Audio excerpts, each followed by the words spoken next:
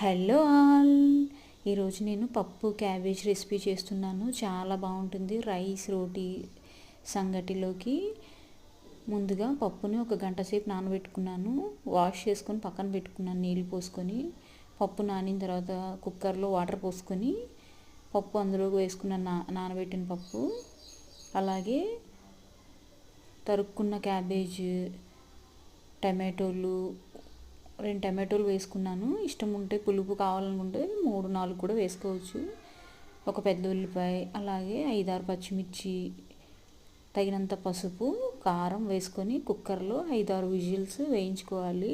మీకు బద్దగా కావాలనుకుంటే 4-5 విజిల్స్, మెత్తగా కావాలనుకుంటే ఒక 7-8 విజిల్స్ వేయించుకోవాలి.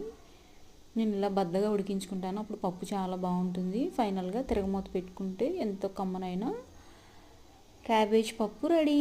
సబ్స్క్రైబ్.